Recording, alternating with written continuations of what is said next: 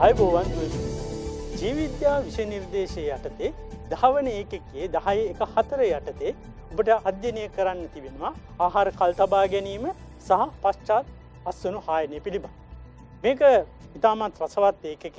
ඔබගේ එදිනෙදා ජීවිතයත් එක්ක සම්බන්ධ වෙන ඒකකයක්. අපි මේ ඒකකයේ කතා කරන්න ඉස්සෙල්ලා පුංචි වීඩියෝ දර්ශන පෙළකට අවධානය යොමු කරලා සිටිමු.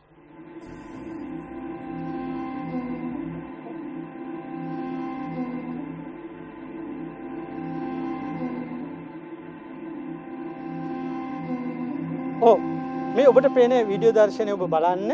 මේ ඔබ දකින්නේ ඔබ දැකිය යුතු කැමති දේවල්. නැත්තම් ඔබ අකමැති දේවල්. ඔබට මේ දකින්නකොට ඔබට ලැබෙන හැඟීම මොකක්ද? මේ පෙන්වන දේ මේ අපි දකින යථාර්ථය. මේ යථාර්ථය අපිට අවබෝධ කර ගැනීමට අවශ්‍ය වෙනවා. ඒ අවබෝධ කර ගැනීමට අවශ්‍ය කරන දැනුම අද දවසේදී යම්කිසි ප්‍රමාණයකට ඔබත් සමග බෙදා හදා ගැනීමක් තමයි මේ එකකේ සිදු කරන ලබන්නේ. අපි බලමු මේ එකකේ තියෙන කතා කරන මේ බඩගින්නට කුසගින්නට අපේ ජීවිද්‍යා විෂය තුලින් අපේ දැනුම තුලින් අපිට යන්න පුළුවන් මොකක්ද කියන කාරණාව පිළිබඳව.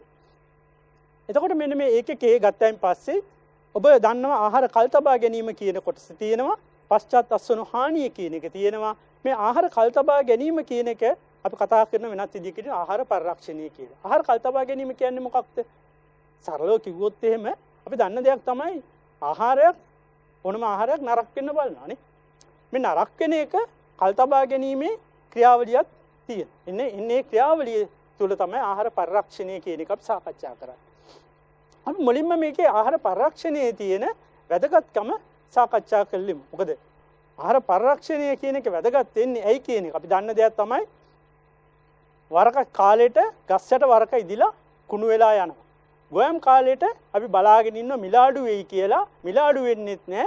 හැබැයි අපිට ඒ වුණාට වෙන දෙයක් තමයි ගොවියෝ මැසිවිලි නගනවා අපිට මේ ටික විකුණ ගන්න බෑ කියලා. වට්ටක්ක ගොවියා එහෙන් මැසිවිලි නගනවා අපිට මේ ටික විකුණ ගන්න බෑ කියලා. එහෙනම් අපි බලමු මේ ආහාර පරිරක්ෂණයේ තියෙන වැදගත්කම් පිළිබඳ සාකච්ඡා කරමු. අපි මුලින්ම බලමු ආහාර පරිරක්ෂණය කියන්නේ මොකක්ද කියලා. අපි දන්න දෙයක් තමයි ආහාර නරක වීම කියන ක්‍රියාවලිය ගත්තයින් පස්සේ මේක වෙන්න පුළුවන් ප්‍රධාන විදිහටම අවස්ථා තුනකින්. කෘන්තකීන් වගේ සත්තු නැත්නම් පලිබෝධික සත්තු මේ වගේ සතුන් හානි කරායින් පස්සේ අපි දන්නවා මේ ආහාරය තවදුරටත් භාවිතයට ගන්න පුළුවන් තත්යකට එන්නේ නැහැ. ඒ වගේම තමයි ඕනෑම ආහාරයක් තුළ ස්වන් විදිහට එන්සයිම ශ්‍රාවි ක්‍රියාවලිය තුළ ඕනෑම ආහාරයක් නරක වීමක් සිද්ධ වෙනවා. ඊට අමතරව අපිට දැවැන්ත ප්‍රශ්නය වෙලා තියෙන එතන දැන් දෙකම වළක්ව ගන්න පුළුවන් වුණත් දැවැන්ත ප්‍රශ්නයක් තියෙනවා සුද්ධ ජීවීන් මගින් සිදු කරන ලබන ආහාර නරක වීම කියන එක. ඉතින් ඔබගේ ආහාර පරිරක්ෂණය කියන මාතෘකාව යටතේ අපි මෙතෙන්දී සාකච්ඡා කරන්න ප්‍රධාන විදිහටම සුද්ධ ජීවීන් මගින් ආහාර නරක වීමේ ක්‍රියාවලිය කොහොමද මර්ධනය කරගන්නේ නැත්නම් කොහොමද නවත්තගන්නේ මෙන්න මේ සඳහා අපි මොකද කරන්න කියන ක්‍රියාවලිය තමයි අපි ආහාර පරිරක්ෂණය කියන මාතෘකාව යටතේ කතා කරන්න බලාපොරොත්තු වෙන්නේ. බලමු අර මම කියවනේ ඉස්සෙල්ලාම මේක මේ ආහාර පරිරක්ෂණීය වැදගත් කියලා. ඔබ දන්නවා මේ වෙනකොට ලෝක ජනගහනය කොච්චරද? ලෝක ජනගහනය බිලියන 7.8ක් මේ වෙනකොට වෙලා තියෙනවා. මේ බිලියන 7.8 2050 වෙනකොට බිලියන අඩුම ගානේ බිලියන 9.8ක් විතර වෙයි කියලා ඇස්තමේන්තු කළා. 2030 වෙනකොට මේක බිලියන 8.6ක් වෙයි කියලා ඇස්තමේන්තු කළා තියෙනවා. මේ වැඩි වෙන ජනගහනයට ආහාර සැපීම කියන එක මම හිතන්නේ අපිට මුහුණ දෙන බරපතලම අභියෝගයක්. මෙන්න මේ වැඩි වෙන මිනිස් ජනගහන ආහාර අවශ්‍යතා සපුරාලීම සඳහා අපිට ආහාර පරිරක්ෂණය කියන ක්‍රියාවලිය කොහොමද යොදා ගන්න පුළුවන් ඒක උදව් වෙන්නේ කොහොමද කියලා අපි බලමු. අපි දන්න දෙයක් තමයි ඉතා විශාල විදිහට සිදුවෙන දෙයක් තමයි ආහාර නාස්තිය.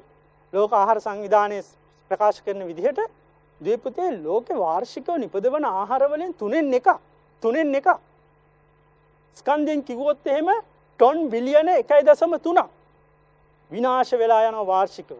මේක නිපදවන ආහාර ප්‍රමාණය 130ක් විතර ප්‍රමාණයක් වෙනවා. මේ 100ක තියෙන මේ ඉතා විශාල විදියට ආහාර අපත යෑමක් වෙනවා. මෙන්න මේ ආහාර අපතේ යෑම අපිට අවම කරගන්න පුළුවන් කිසියම් විදිහකට ආහාර පරිරක්ෂණ ක්‍රියාවලිය වලට ගියොත් එහෙම. ඊළඟට තවත් මේකේ තාමත් කාරණාවක් ආහාර පරිරක්ෂණ ක්‍රියාවලිය තුළින් අපිට මේ අමුද්‍රව්‍ය තියෙනවා. මේවා ලාභ බාල අමුද්‍රව්‍ය, මිල අඩු අමුද්‍රව්‍ය. නමුත් මේවා ගුණාත්මක පෝෂණීය ගැන එකතු කරලා වැඩි කිරීමක් කළා අපිට ප්‍රයෝජනවත් ආහාර බවට පත් කර ගැනීම හැකියාව තියෙනවා. ඒ වගේම තමයි තව මේ කාරණාව ඔබ දන්නවාද? ලෝකෙ නිපදවන සෝයා නිෂ්පාදනයේ 40%ක් අපි කනවද? නෑ අපි කන්නේ නෑ. අපි 40%ක්ම දෙන්නේ සත්තුන්ට. සෝයා නිෂ්පාදනයේ 40%ක් සත්තුන්ට අපි දෙන්නේ. ඒ විතරක් නෙමෙයි අපි ලංකාවේ නම් අපේ ප්‍රධාන ආහාරය සහල්. හැබැයි සහල් ගත්තත් බොහොමයක් රටවල් වල සත්ත්ව ආහාරයක් විදිහට නිපදවෙන්නේ. සත්තුන්ට මේක පාවිච්චි කරන්නේ. එහෙනම් මෙන්න මේ අනවශ්‍ය විදිහට සතුන්ට ලබා දෙන ආහාර අපිට පුළුවන්කම තියෙනවා නම් මනුෂ්‍ය පරිභෝජනය සඳහා සකස් කරලා දෙන්න. මම හිතනවා ආහාර පරිරක්ෂණ ක්‍රියාවලිය තුළ අර වැඩි වෙන මිනිස් ජනගහනයේ ආහාර අවශ්‍යතා සම්පූර්ණ කිරීමේදී ඉතා ලොකු පිටුවහලක් වෙනවා. මේ කාරණාවත් ඉතින් අපිට අමතක කරන්න බෑ. මොකද අමතක කරන්න බැරි මිනිස්සු ගැන අපි කතා කළාට අපේ වටපිටා ඉන්න සත්තු ගැනත් අපි බලන්න ඕනේනේ. මේ සත්තුන් ගත්තයින් පස්සේ අපිට දෙන හොඳම කෑම ටික අපි සත්තුන්ට දෙනවද? නමුත් මේගොල්ලන්ට ගුණාත්මක භාවයෙන් වැඩි ආහාර ටිකක් දෙනවා. මිනිස්සුන්ට පාවිච්චි කරන්න බැරි කිසියම් විදිහකට ගත්තොත් මේ බාල වර්ගයේ නැත්නම් අපි ඉවත දාන ආහාර ගුණාත්මක වැඩි කළා පරිරක්ෂණ ක්‍රියාවලිය තුළින් පෝෂණීය සත්ත්ව ආහාර බවට පත් කරලා දෙන්න පුළුවන්. එතනිනුත් වෙන දේ තමයි අර සත්තුන්ට දෙන ආහාර ප්‍රමාණයක් අඩු වෙනවා. ඒ කියන්නේ වැඩි වෙන මිනිස් ජනගහනයට ආහාර ලබා දීමේ හැකියාව තවදුරටත් වැඩි වෙනවා කියන එක. ඊළඟට ගත්තයින් පස්සේ ඊළඟට මේක තමයි සුලභම ආහාර පරිරක්ෂණයේ දකින්න. මොකද අපි දන්න දෙයක් තමයි වට්ටක්ක හැදෙන්නේ එක කාලෙක. හැබැයි අවුරුදු පුරා වට්ටක්ක නැහැ. දෙහි හැදෙන එක කාලෙක අවුරුදු පුරා නැහැ. හැබැයි මේ සහල් හැම කාලෙම වෙන්නේ නැහැ නේ. යලකන්නේ මහ කන්නේ ලැබෙන්නේ. මහ කන්නේ ගොඩක් ලැබෙනවා. යලකන්නේ පොඩ්ඩක් හම්බෙනවා. අනිත් කාලවලදී බඩගින්න ඉන්නවා. නෑ. අපි මොකද කරන්නේ? මේවා පරිරක්ෂණය කළා මේ වසර පුරා භාවිතයට ගැනීමක් සිද්ධ කරනවා. ඒ විතරක් නෙමෙයි. ඔයගොල්ලෝ දන්න දෙයක් තමයි සමහර අපි දන්න දෙයක් තමයි එලකිරි ටිකක් බොන්න කිව්වම දුවේ එලකිරි ටිකක් බොන්න පුතේ බොන්න කිව්වම හරිම ගඳයි. මේක නම් බොන්න බෑ කියලා කියන. හැබැයි යෝගට් එක ගෙනල්ලා දුන්නම හරි ආසාවෙන් කනවා. අපි මීකිරි බොන්න කැමතිද? නෑ මීකිරි බොන්න කැමති නෑ. හැබැයි මුදෝපු කිරි අපි කන්න කැමති. නේ? ඉතින් මම මෙතෙන්දී කියන්නේ අපිට දොයි මේ පරිරක්ෂණ ක්‍රියාවලිය තුළදී සිද්ධ වෙන දෙයක් තමයි මේ ආහාර වලට රසය එකතු කරනවා, ගුණ එකතු කරනවා, පෝෂණය එකතු කරනවා. ඊළඟ මේ තුලින් පාරිභෝජික රුචිකත්වයට ඊළඟට පාරිභෝගිකයේ ඉල්ලුමට අවශ්‍ය කරන විදිහට ආහාරය සකස් කරලා විවිධාංගීකරණයක් කරලා ලබා දීමට හැකියාව මේ තුල තියෙනවා. ඒ විතරක් නෙමෙයි. බලන්නකො පරිරක්ෂණයේ තියෙන ක්‍රියාවලිය තුළ තියෙන අපිට ගියයින් පස්සේ අපි යෝගට් එක ගත්ත කැඩුව කෑවා. චීස් එක මොකද වෙන්නේ? අපි චීස් එක ගත්ත කෑවා. කිසිම ප්‍රශ්නයක් නැහැ. මොකද මේ ආහාර ශනිකව පාවිච්චි කරන්න පුළුවන්. කිසිම ගැටලුවකින් තොරව ශනිකව ආහාර භාවිතයට ගන්න පුළුවන්කම තියෙනවා බොහොමයක් ආහාර. ඊළඟ කාරණා මොකක්ද? ආහාර සම්බන්ධයෙන් තියෙන ඊළඟ බරපතලම කාරණාව තමයි ආහාර ඇතැම් වෙලාවට නරක වෙනවා. ඇතැම් වෙලාවට මොකද වෙන්නේ? විෂ වෙනවා. නමුත් ආහාර පරිරක්ෂණ ක්‍රියාවලිය තුළින් සුද්ධ ජීවීන්ගේ ක්‍රියාකාරීත්වය අපි අඩාල කරනවා. සුද්ධ ජීවීන්ගේ ක්‍රියාකාරීත්වය අඩාල කිරීම තුළ මොකද වෙන්නේ? සුද්ධ ජීවීන්ගෙන් ආහාරයට විෂ එකතු වෙන එක ආහාරය තුළ ව්‍යාජනක සුද්ධ ජීවීන් වැඩෙන එක නතර වෙනවා. ඒ තුළ එම පරිරක්ෂණය කරපු ආහාර පරිභෝජන ලක් කරනකොට අපිට කිසියම් විදිහට ගැරන්ටියක් ලැබෙනවා ලෙඩ හැදෙන්නේ නැහැ කියලා කිසියම් ප්‍රමාණයකට. මොකද නැත්තම් සල්මොනෙල්ලා කෙනෙක් හරි ස්ටැෆිලෝකොකස් කෙනෙක් හරි ඉඳලා අපි ආහාරය ගත්තොත් එහෙම මොකද වෙන්නේ කියලා දුවේ පුතේ ඔයගොල්ලෝ 9 වෙනි ඒකකේ සුද්ධ ජීවි විද්‍යාව යටතේ ඔයගොල්ලෝ ගෙනගෙන තියෙන්නේ. එහෙනම් මෙන්න මේ පරිරක්ෂණය මෙච්චර මේ වැදගත් කියන. දැන් ඔබ ආහාර පරිරක්ෂණය වැදගත් වෙන්නේ කොහොමද කියන එක ඔබ දැනගත්තා. ආහාර පරිරක්ෂණය වැදගත් වෙන්නේ කොහොමද කියන එක ඔබ දැන් කතා කරගත්තා. මෙන්න මේ පරිරක්ෂණය කරගන්නේ කොහොමද කියන එක ගැන අපි කතා කරගන්නේ. ආහාර පරිරක්ෂණය කරගන්නේ කොහොමද? සරලයිනේ කතන්දරේ. මේක හරි සරලයි. මේක කරන්නේ සුද්ධ ජීවීන් නම් මොකද කරන්න ඕනේ? මේගොල්ලෝ එන එක නවත්තන්න ඕනේ. පොඩ්ඩක් ඉන්න කියලා. නවත්ත ගන්න බැරි වුණොත් මොකද කරන්න ඕනේ? වැඩෙන එක වළක්ව ගන්න ඕනේ.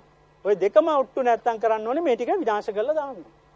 ඉතින් මේ මූල ධර්මයේ පදනම් වෙලා තියෙන්නේ මූල ධර්ම පදනම් වෙලා තියෙන්නේ මෙන්න මේ සරල කාරණාවන් තුන මත. මොකක්ද? පළවෙනියට ගත්තයින් පස්සේ ආහාරයේ සුද්ධ ජීවීන් ඇතුළෙන් වැළැක්වෙන එක. මේකට බොක්කලා පාවිච්චි කරන්නේ අපූති ශිල්ප ක්‍රම ඔයගොල්ලෝ 9 වෙනි ඒකකයේ යටතේ සුද්ධ ජීව විද්‍යාව යටතේ මේ හදාarලා තියෙනවා. ඊළඟට අපි සිද්ධ කරන්නේ මොකද්ද? සුද්ධ ජීවීන්ගේ වර්ධනය සහ ක්‍රියාකාරීත්වය වැළැක්වීම කියන එක. ඊට අපි කරන්නේ සුද්ධ ජීවීන් විනාශ කිරීම කියන එක. මෙන්න මේ අවස්ථා තුන සිද්ධ කිරීම ආහාර පරිරක්ෂණයේ මූලධර්ම විදිහට අපිට හඳුන ගන්න පුළුවන්කම තියෙනවා. ඊළඟට ගත්තයින් පස්සේ අපි බලමු මෙන්න මේ පරිරක්ෂණ මූලධර්ම තුන පදනම් කරගෙන ආහාර පරිරක්ෂණය කරන්න පාවිච්චි කරන ක්‍රම මොනවද කියන එක. ආහාර පරිරක්ෂණ ක්‍රම මොනවද කියන එක අපි ඊළඟට සාකච්ඡා කරමු. ආහාර පරිරක්ෂණ ක්‍රම.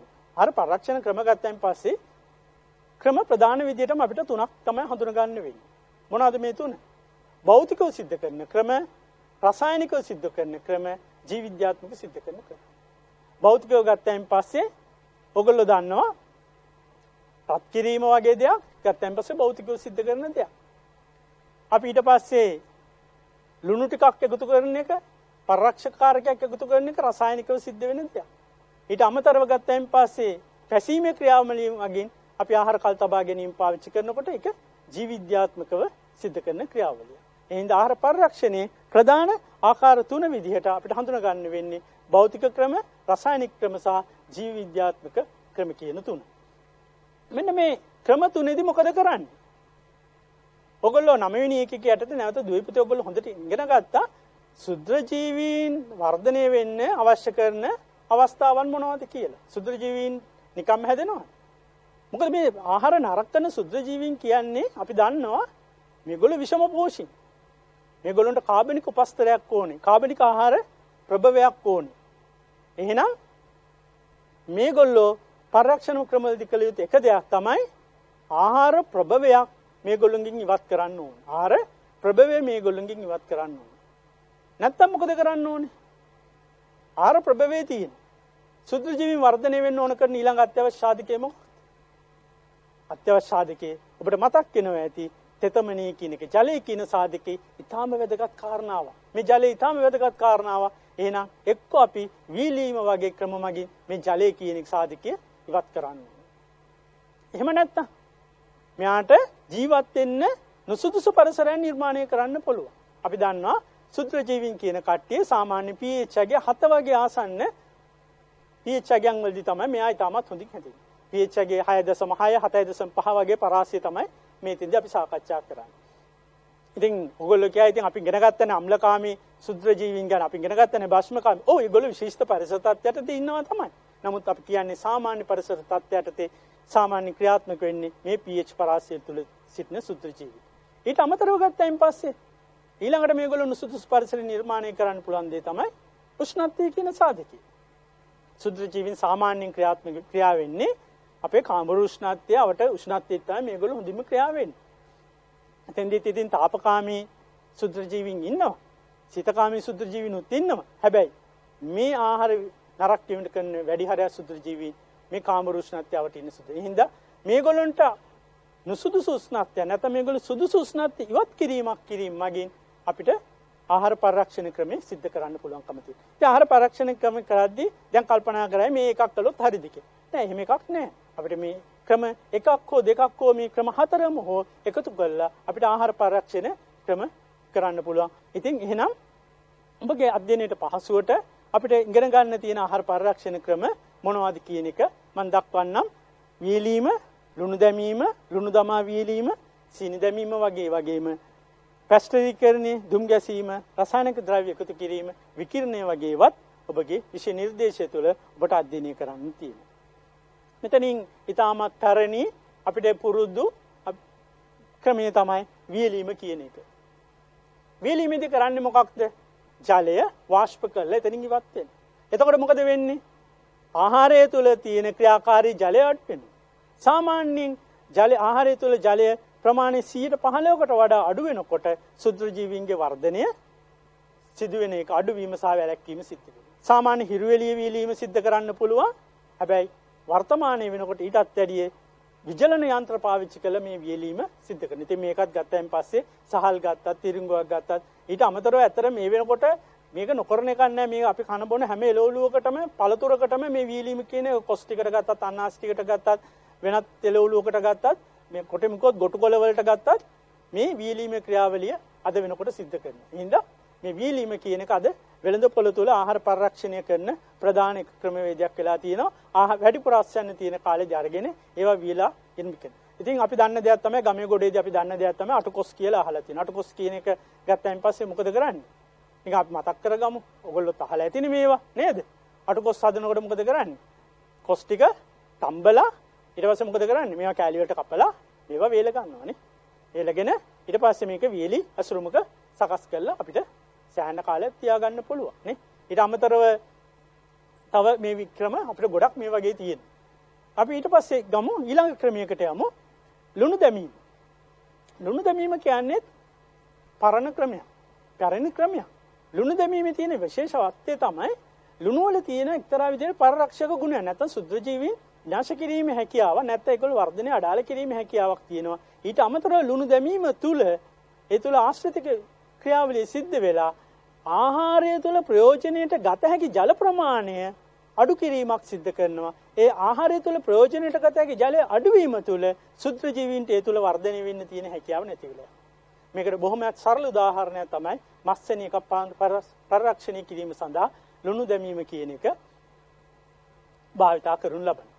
එතකොට අපි බලමු ඊළඟට ලුණු දමා වීලීම කියන එක. ලුණු දමා වීලීම කියන එක. ලුණු දමා වීලීමද මොකද කරන්නේ? මේක නේ ඉතින් හරිම ලේසි නේද? ඔයගොල්ලෝ අහලත් ඇති දැකලත් ඇති. මාළුවා හොඳට සුද්ධ කරලා කපලා ලුණු දාලා වේලන. මෙතෙන්දි වැඩ දෙකක් වෙනවා. වේලනකොට හිරු එළියේ හින්දා මොකද වෙන්නේ? ජලය ඉවත් වෙනවා. අනිත් අතට ලුණු හින්දා පරිරක්ෂණ ක්‍රියාවලියක් සිද්ධ වෙනවා. මේක අපි බොහෝ වෙලාවට කරවල සකස් කිරීමේදී දකින්නේ. අපි බලමු මේ කරවල කොහොමද හදාගන්නේ කියලා පුංචි වීඩියෝකට අපගේ අවධානය මේ අවස්ථාවේදී යොමු කරමු.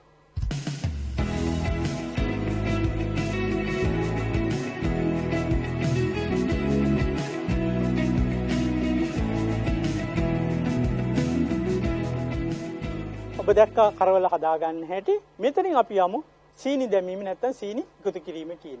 සීනි දැමීම කියන එකත් සීනි වල අපි කන්නාසයි විතරක් නෙවෙයි. සීනි වල තියෙන ගුණය තමයි ආහාරයකට සීනි දැම්මෙන් පස්සේ සීනි වලට පුළුවන්කම තියෙන ආශ්‍රිතික ආතතියක් ඇති කළා ආහාරය තුල තියෙන ප්‍රයෝජ්‍ය ජලය එතනින් ගන්න. එහෙනම් එතනදී වෙන දෙයක් තමයි ආහාරය තුල ජලය සම්පූර්ණ ඉවත් වීමක් නෙවෙයි වෙන්නේ. නමුත් සුද්ධ ජීවීන්ට ප්‍රයෝජනෙට ගත හැකි ජලය ඉවත් වීමක් සිද්ධ වෙනවා. ඒ තුල මොකද වෙන්නේ? සුද්ධ ජීවීන්ට වර්ධනය කියන එක නතර වීමක් සිද්ධ වෙනවා. නැත්නම් වර්ධනය අඩාල වීමක් කියන. මෙතෙන්දී සීනි ගන්න ආකාරය තියෙන ස්පටික ආකාරයෙන් පාවිච්චි කරනවා නැත්නම් පැණි ආකාරයෙන් පාවිච්චි කරනවා. ජෑම් වගේ එකක් හදනකොට මොකද කරන්නේ? හොඳින් පිරිසුදු කරගත්ත පළතුරු අපි ගත්තොත් එහෙම අන්නාසි වගේ දෙයක් ගත්තොත් එහෙම අන්නාසි හොඳින් පිරිසුදු කරලා අරගෙන මේවා කෑලි වලට කපලා ඊට පස්සේ මේක මම ඉක්මනින් කියාගෙන යන්නේ මේකේ වාචනයක දාලා බොහෝ වෙලාවට ඊට සමාන ස්කන්ධයක් වගේ සීනි යොදලා ඊට පස්සේ මොකද කරන්නේ? මේක පදමට එනකන් රත් කළා ඊට පස්සේ මොකද කරන්නේ? ජීවාණුහරණය කරපු වාචන වල මේවා ඇසිරීම සිද්ධ කරනවා. මෙතෙන්දී සිද්ධ වෙන්නේ අර සීනි වලින් කරන දේ තමයි ඒකට රසයකුත් එකතු වෙනවා. ඊට අමතරව සීනි වලින් සිදුවෙන දේ තමයි ආහාරයේ තියෙන ආශ්‍රිතික ආතතියක් ඇති කළා සුද්ධ ජීවීන්ට වර්ධනය වෙන්න තියෙන හැකියාව වළක්වලා දානවා. පුහුල් දෝෂ ටිකක් හදාගන්නෙත් එහෙමයි නේද? පුහුල් කන්න කැමති නෑනේ. හැබැයි ඉතින් පුහුල් දෝෂය ආසයි. පුහුල් කෑලි සුද්ධ කරලා පොඩි කෑලි වලට කපලා මේවා ඊට පස්සේ මොකද කරන්නේ?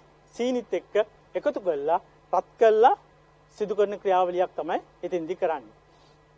අපි ඊට පස්සේ යමු මේකත් එදිනදා ජීවිතයේදී අපේ ගෙවල් වල ඉස්සර දුම්මැස්සවල් තියෙනවා. මේ දුම්මැස්සත් එක්ක මේ දුම් ගැසීම කියන එකත් අපිට ඉතාමත් හුරු පුරුදු දෙයක් වෙලා තිබුණා. හැබැයි වර්තමානයේදී මේ අපේ ගෙවල් වල නැහැ. මොකද ගෑස් එකේ දුම් ගහන්න ක්‍රමයක් නැහැ. හැබැයි මේක වාණිජ විදිහට මේ දුම් ගැසීම කියන එක අදටත් සිද්ධ වෙනවා. දුම් ගැසීමේදී සිද්ධ වෙන ක්‍රියාවලිය මොකක්ද? මේ දුමින්දා ආහාරය කිසියම් විදිහකට පිසීමකට ලක් වෙනවා. මේ පිසීම තුළ ආහාරය රසවත් වෙනවා. ඒ විතරක් නෙවෙයි. දුමේ තියෙනවා සුද්ධජීවී නාශක ගුණය. ඒ වගේම දුමේ තියෙනවා ප්‍රතිඔක්ෂකාරක ගුණය. මේ තුල සුද්ධජීවීන්ට ආහාරය තුල වර්ධනය වෙන්න තියෙන හැකියාව නැති වෙලා යනවා. ඊට අමතරව දුම් ගහපු ආහාර වලට කට්ටිය කැමති වෙන එක තව හේතුවක් තමයි මේකේ තියෙන සුවඳ, මේකේ තියෙන රස. මොකද මේ දර වලින් එකතු වෙන හයිඩ්‍රෝකාබන් සුවඳ මේකත් එක්ක එකතු වෙලා තියෙනවා. බොහෝ වෙලාවට දුම් ගැසීම කියන එකත් මස් මාළු වගේ ආහාරات සමග අපිට දකින්න ලැබෙනවා. මේ ඔබට දකින්න ලැබෙන්නේ දුම් ගැසීමේ අවස්ථාවක් තමයි ඔබට මේ දකින්න ලැබෙන්නේ. අපි ඊළඟට ක්‍රමයට යමු. තාප රත් පිළියම. තාප රත් පිළියම කියන එකේදී මේ බොහෝමයක් පරිරක්ෂක ක්‍රමවල මූලික අවස්ථාවක් විදිහට තමයි තාප රත් පිළියම. මොකද කරන එකක් තමයි මේ තාප රත් පිළියම කියන එක.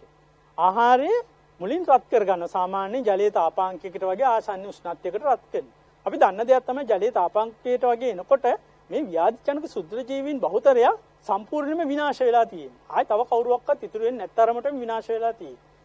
ඒ හින්දා මේ තාප රත් පිළියම කියන එක බොහෝම පරිරක්ෂක ක්‍රමවල මූලික අවස්ථාවක් විදිහට පාවිච්චි කරනවා. ඒ හින්දා මේ තාප රත් පිළියමේ ද්වයන් පස්සේ ආහාර පිසීමකට ලක් වෙලා තියෙන්නේ. ඒ හින්දා මේක තුල මේ ඇසුරින් කිරීම තුල ඊළඟට පරිරක්ෂණ ක්‍රියාවලිය වඩා පහසු වීමක් සිද්ධ වෙනවා. ඊළඟ අවස්ථාව අපි බලමු පැස්ටරීකරණය කියන එක. පැස්ටරීකරණය කියන අවස්ථාව ගත්තයින් පස්සේ ලුවි පාස්චර් මේක කළා කියන එක ඔබ දැන් 9 වෙනි එකේ යටතේ ඉතාල හොඳින් ඉගෙනගෙන තියෙන්නේ. මේක යටතේ ඔබ ක්‍රමවේදයන් ටිකත් මම හිතන්නේ 9 වෙනි එකේ යටතේ අධ්‍යයනය කළා. අපි මෙතෙන්දී නිකන් මතක් කර ගැනීමක් කරමු පැස්ටරීකරණයේදී මොකද කරන්නේ? පැස්ටරීකරණය කියද්දිම ඔබට මතක් වෙන්න ඕන දේ තමයි මේක සුද්ධ ජීවි ජීවාණු හරණ ක්‍රියාවලියක් නන් නෙමෙයි. මෙතෙන්දී මොකද කරන්නේ? ව්‍යාධිජනක සුද්ධ ජීවීන් ටික ඉවත් කරලා දාන එකයි. ඊට පස්සේ ඉවත් කළා මේගොල්ලෝ මොකද කරන්නේ? අඩු උෂ්ණත්වයක මේක තියාගන්න. මෙහෙම අඩු උෂ්ණත්වයක තියාගත්තයින් පස්සේ මේ කාලයක් තියාගැනීමේ හැකියාව තියෙනවා. එතකොට අපිට මෙන්න මේක මේ කිරි පැස්ටරීකරණය කියන අවස්ථාව ඔබට වඩා හොඳින් යම් පැහැදිලි කර ගැනීම සඳහා අපි පුංචි වීඩියෝ දර්ශනයක් තියෙනවා. අපි මේ වීඩියෝ දර්ශනයට යොමු වෙලා අපි කිරි පැස්ටරීකරණය කියන එක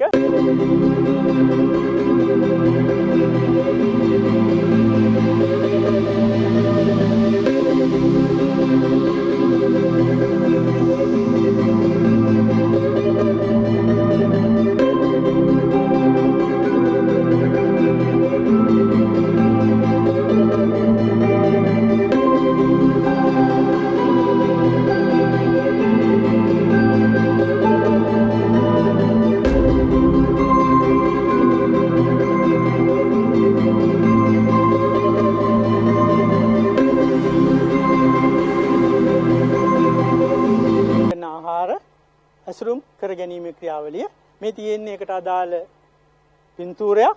මේ පින්තූරෙන් පෙන්වන මුලින්ම ෆ්‍රෙෂ් මිල්ක් එක එනවා, නැත්නම් නැවුම් කිරි එනවා. මේ නැවුම් කිරි රත් කිරීම ක්‍රියාවට ලක් කළා ඊළඟට ඒ මොහොතේම සිසිල් කළා ගන්න එළියට ගන්නවා බෝතල් කළා. මේක අපි කියනවා පැස්ට්‍රීකృత කිරි කියලා. ඔබ දන්නවා දැනටත් පැස්ට්‍රීකරණය කරන්න පුළුවන් ආකාරයන් තියෙනවා. මොනවාද? HTST ආකාරය. HTST ආකාරය කියලා කියන්නේ අධි උෂ්ණත්ව අවස්ථාව. අධි උෂ්ණත්වයක් පාවිච්චි කරන අවස්ථාව. හැබැයි කෙටි කාලයක්. සෙල්සියස් 72ක තත්පර 15ක් වගේ කාලයක් පවත්වා ගැනීම කරා. ඊළඟ අවස්ථාව මොකද්ද?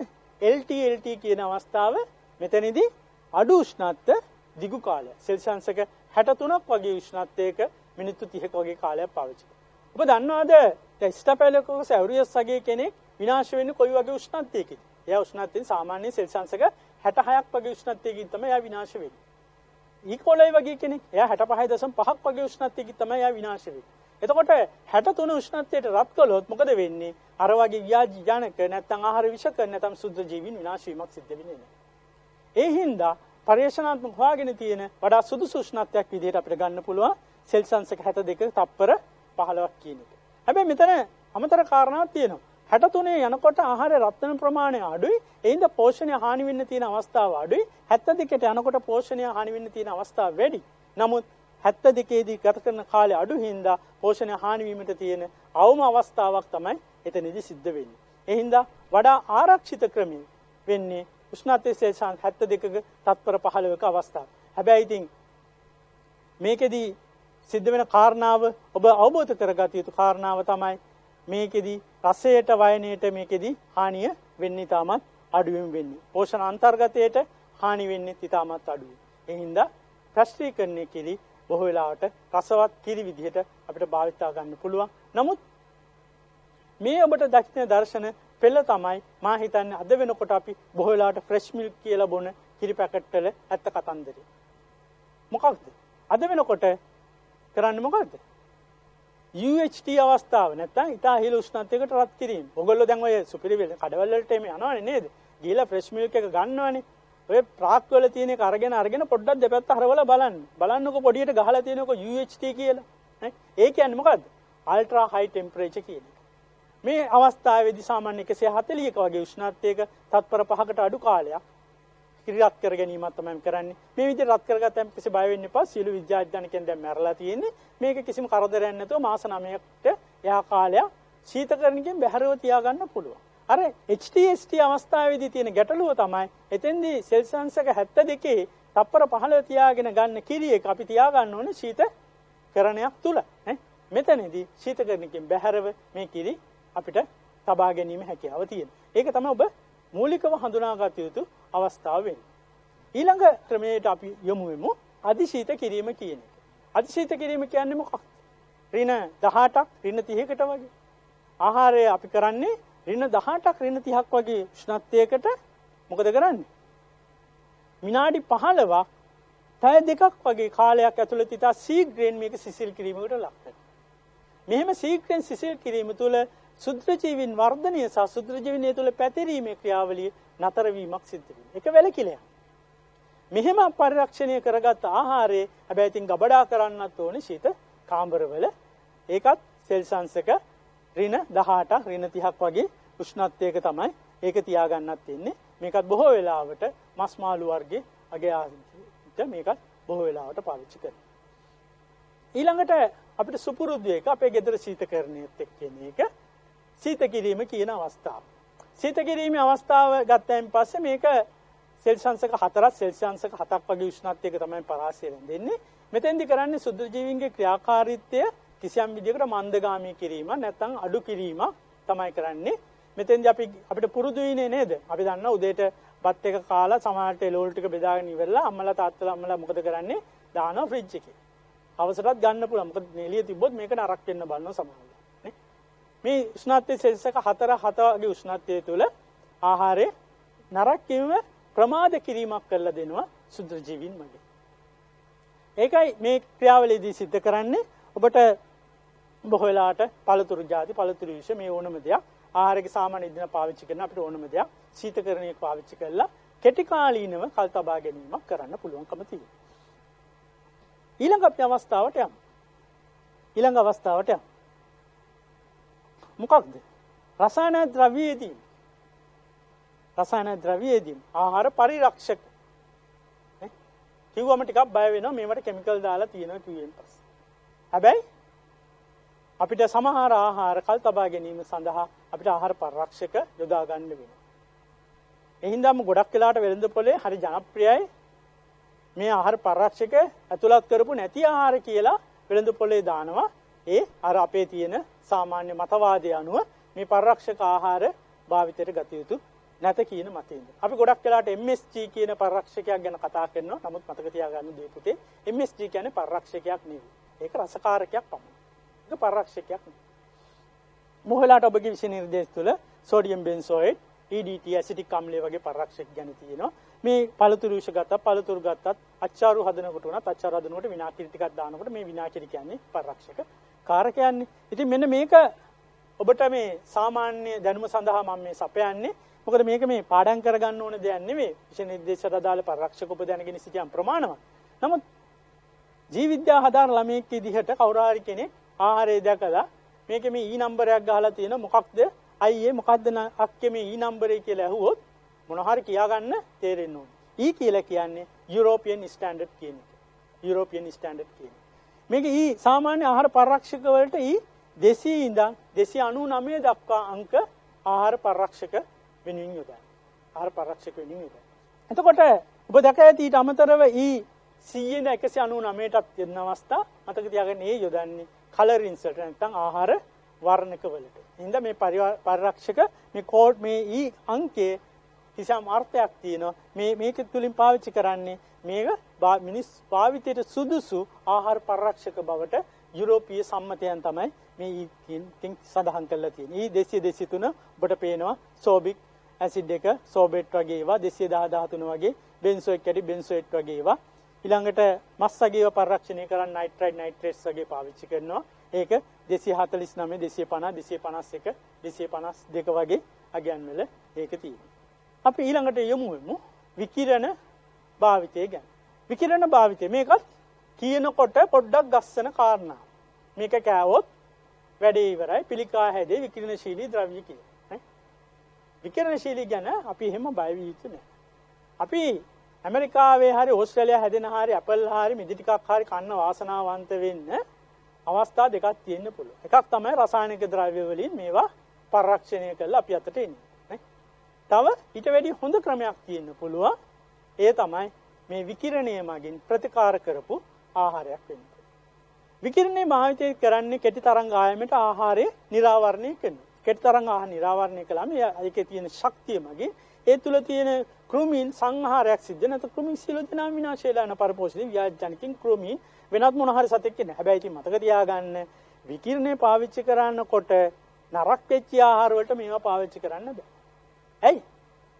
විකිරණය කියන්නේ මේ ආහාරය තුල තියෙන විෂයින් කරන ක්‍රියාවලියක් එහෙම නෙවෙයි. ඒකේ ආහාරය තුල තියෙන විෂයින් කරන්නේ නැහැ. එයා ආහාරය තුල තියෙන විෂයින් කරන්නේ නැහැ. ආහාරය තුල තියෙන විෂය. ඒ හින්දා විකිරණයට යොදන්නෙම ගුණාත්මක තත්ත්වයෙන් ඉහළ ආහාර තමයි විකිරණ ක්‍රියාවලිය සඳහා භාවිතා කරන්නේ. එතනින් කරන්නේ ඉන්න කට්ටිය කාටවත් හැදෙන්න දෙන්නේ නැතුව ඒගොල්ලෝ විනාශ කරලා දාලා ඒගොල්ලෝගේ ක්‍රියාව අඩාල කිරීමක් තමයි සිද්ධ කරන්නේ. අපි මේ විකිරණ භාවිතයේ සම්බන්ධයෙන් අපි පුංචි වීඩියෝ දර්ශන පෙළකට අපි යමු. ඔබගේ දැනුමට මේ ඊටම ඵලදායි වේවි. ඔබට මේ ලකුණ ගැන මතක තියාගන්න රතුරා කියන ලකුණ මේ බලන්න ආහාර මේ අල වගේ දෙයක් පැලවෙන්න තියෙනවත් එතමනේ විකිරණය ධම්මෙන් පස්සේ ඒක වැඩි අතර වෙනවා. මේක ඊටමත් හොඳට පවත්වාගෙන යන හැකියාව තියෙනවා. ඒක ඇතුලේ ඉන්න සුද්ධ ජීවීන් සියලු දෙනාම විනාශ කළා දා. ඊට අමතරව ගත්තයින් පස්සේ මේක ඊටමත් නැවුම් තත්ත්වයේ තියෙන්නේ. මෙතන සිද්ධ වෙන ඊළඟ බරපතල කාරණාවක් තමයි ඔබ දැනගත යුතු දෙයක් තමයි දැන් ඔය පිටරටවල තියෙන ආහාර මෙහෙට එනකොට ඒගොල්ලෝ අපිට තෑගි විදියට පලිබෝධිකව කෘමිත් එවන්න පුළුවන්. එයාවෙන් පස්සේ ලංකාවේ ඒගොල්ලෝ ආක්‍රමණශීලී විශේෂ වෙනවා. ආක්‍රමණශීලී විශේෂ විදියට අපේ තියෙන වගාවන් විනාශ කරනවා. අපිට ලෙඩ රෝග ගේ. හැබැයි විකිරණය භාවිතා කළයින් පස්සේ එහෙම කට්ටියට එන්න හම්බෙන්නේ නැහැ. ඒ හින්දා අපිට ආහාරයක් යන්නේදී විකිරණ භාවිතා කළා ප්‍රතිකාර කරපු ආහාරයක් වඩා සුරක්ෂිතයි. ඊට අමතරව විකිරණ පාවිච්චි කරද්දී මේකට රසායන ද්‍රව්‍ය එකතු කිරීමක් නැත්නම් මේවා රත් කිරීමක් ආදී මේක සිද්ධ කරන්නේ නැහැ. ඒ හින්දා ආහාරයේ තියෙන අර ස්වභාවික ගුණය, ආහාරයේ තියෙන ස්වභාවික වර්ණය, ආහාරයේ තියෙන ස්වභාවික රසය කියන එකට විකිරණ ප්‍රතිකාරය කිරීම ඊටාම වැදගත් අවස්ථාවක් වෙනවා. ඒ හින්දා අප කිසියම් විදියකට තිගැස්මක් ඇති වුණත් ජීව විද්‍යාව හදාරන දුවල පුතල විදිහට ඔයගොල්ලෝ දැනගන්න මේ අනාගතයේදී ආහාර පරිරක්ෂණ තාක්ෂණයේ ප්‍රධාන පිම්ම තියෙන්නේ විකිරණ ක්‍රියාවලිය තුල කියන එක. ඔබට මේ පේන්නේ මේ වීඩියෝ දර්ශනය. විකිරණ භාවිතයේදී ඔබ අවබෝධ කරගත යුතුයි මොනවද මේ සඳහා පාවිච්චි කරන විකිරණ කියලා. බොහෝ වෙලාවට බීටා කිරණ නැත්නම් අපි කියනවා අධිවේගී ඉලෙක්ට්‍රෝන කියලා කියනවා. නැත්නම් අධිශක්ති ගමා කිරණ, එක්ස් කිරණ වගේ පාවිච්චි කරනවා. මේක තුන දැනගත්තට ඔබට සාමාන්‍ය දැනුම සඳහා මේ විකිරණ නිර්මාණය කරගන්න කෝබෝල්ට් 60 cesium 137 වගේ විකිරණශීලී ප්‍රභේද පාවිච්චි කරන නමුත් ඒවා පාඩම් කර ගැනීම සඳහා නෙවෙයි ඔබගේ සාමාන්‍ය දැනුම සඳහා එකතු කරපු දේවල්. මේ ලකුණ ගැන මම නැවත සැරයක් මතක් කරන්න. මේ රදුරා ලකුණ කියන එක මේක රවුමක් තියෙන. මේ රවුම උඩ තියෙන්නේ කඩිරිති තියෙන්නේ. මැද තියෙන්නේ ශාකයක රූපයක් තියෙන්නේ. මේ රදුරා ලකුණ රටවල් අනුව මේක යොදන වර්ණවල යම් යම් වෙනස්කම් සිද්ධ වෙන අවස්ථාවල් තියෙනවා. රතුර ලකුණු කිසියම් ආහාරයක නැත්නම් ඒ පැකේජ් එකක නැත්නම් ඇසුරුමක සඳහන් කරලා තියෙනවනේ. ඒ කියන්නේ විකිරණය පාවිච්චි කළා ඒ පරිරක්ෂණය කරපු ආහාරයක් බවට ඒක සහතිකය තමයි මේ රතුර ලකුණින් ලබා දෙන්නේ. ඉතින් මේ ජීව විද්‍යාව හදාරන දරුවෝ විදිහට නැවත සැරයක් අපි විෂය තරුණ වලට අමතරව මෙවැනි දේවල් ගැන දැනගෙන තිබිය යුතුයි. එසේ වුණොත් තමයි අනිත් අයට ඔබට ඔබගේ දැනුම බෙදා හදා ගන්නට පුළුවන්කම තියෙන්නේ. මම ඊළඟට යන්නම් මේ දර්ශනයේට 2030 වෙනකොට සහස්‍ර සංවර්ධන ඉලක්ක යටතේ 12 වෙනි ඉලක්කය නිර්මාණය කළා තියෙන්නේ ආහාර විනාශය අවම කළා කුසගින්න පිරවීම කියන කාරණා.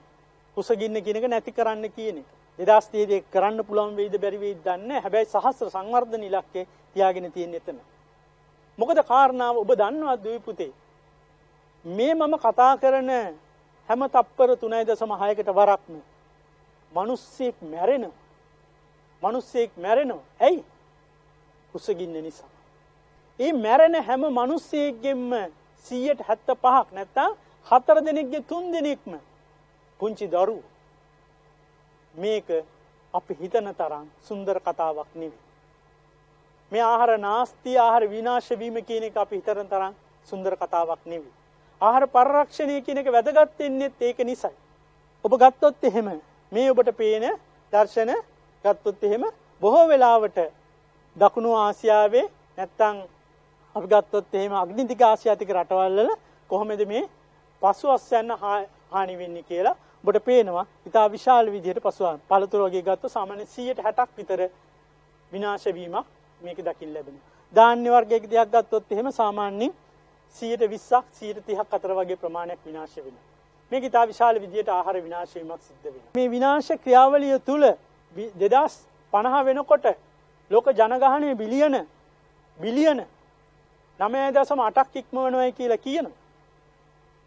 හැබැයි මේ වැඩි වෙන ජනගහනයට ආහාර දෙන්න කෝ ඉඩක්.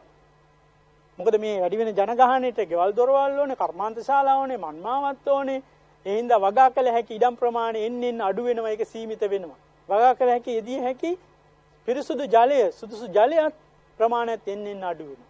හැබැයි මෙහෙම තියෙනකොට මෙහෙම හානියකුත් සිද්ධ වෙනවා. සාමාන්‍ය මෙම හානිය දල වශයෙන් අපි කියනවා පොදුවේ ගත්තයින් පස්සේ කියනවා වාර්ෂික අස්යන්නේ 130ක් නැත්නම් දල වශයෙන් 103න් 1ක් ආහාර විනාශ වෙනවයි කියන එක අපි කියනවා. මේ තියෙන්නේ ලංකාවේ කතන්දරය. ලංකාවේ සාමාන්‍යයෙන් ගත්තොත් වාර්ෂිකව නිපදවන කෙසෙල් වලින් 20ක් විතර විනාශ වෙලා යනවා. අඹ වලින් 40ක් විතර, ගස්ලබු 45ක් විතර, මිරිස් 25ක් වගේ, ඒ වගේම සහල් වගේ දේකුත් 20ක් වගේ පසුඅස්වනු හානිය විදිහට සිදු වෙනවා.